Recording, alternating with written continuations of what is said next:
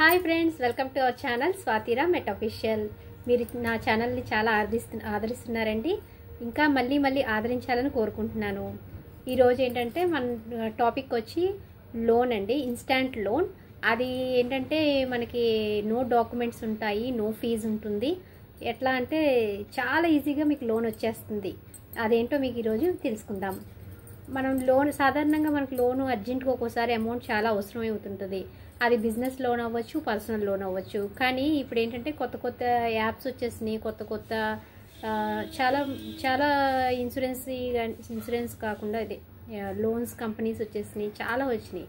కానీ ఎప్పుడైనా సరే అండి, ఇన్స్టాంట్ లోన్ అనేది పర్టికులర్ మనకి జాబ్ హోల్డర్స్ ఉంటారు కదండి, వాళ్ళకి ఏంటంటే అన్ని ఐటీ రిటర్న్స్ అని రకరకాలు అన్నీ ఉంటాయి. వాళ్ళకైతే చాలా ఈజీగా వచ్చేస్తుంది.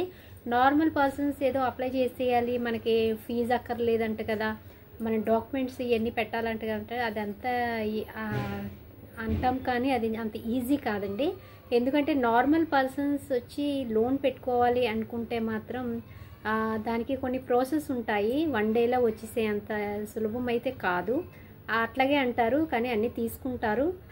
నో డాక్యుమెంట్స్ లేకుండా ఏది లోను ఎవరు ఇవ్వరు. ఒకవేళ ఇచ్చినా అది ఫేకేనండి. 2 వచ్చి ఒకవేళ లోన్ వచ్చారు, అప్లై చేస్తారంటే ఖచ్చితంగా మన బిజినెస్ ఏంటి, జాబ్ ఏంటి ఖచ్చితంగా అడుగుతారు. ఎందుకంటే వాళ్ళకి కూడాను కొంచెం మనకి సెక్యూరిటీ ఉండాలి కదా. ఎవరు పడితే వాళ్ళు లోన్ ఇచ్చేస్తే వాళ్ళు చేయలేరు. అలాగే దానికి ఛార్జెస్ కూడా కట్ అవుతాయి. అది మీకు తెలుసో లేదో. ఖచ్చితంగా 1 lakh ఇచ్చారంటే ఎంతో కొంత, అంటే 8,000, 4,000, 6,000 అది కంపెనీని బట్టి డిసైడ్ అయి ఉంటుంది. కానీ చాలామంది అనుకుంటారు, ఓహో 1 డేలో వచ్చేస్తుంది, మనకి ఏ ఎలిజిబిలిటీ లేకపోయినా ఇచ్చేస్తారు అనుకోవడం అది చాలా పొరపాటు అండి. అది మీరు ఫేక్ అని తెలుసుకోండి.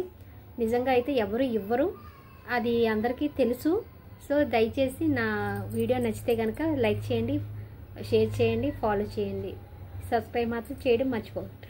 Thank you friends. Bye friends.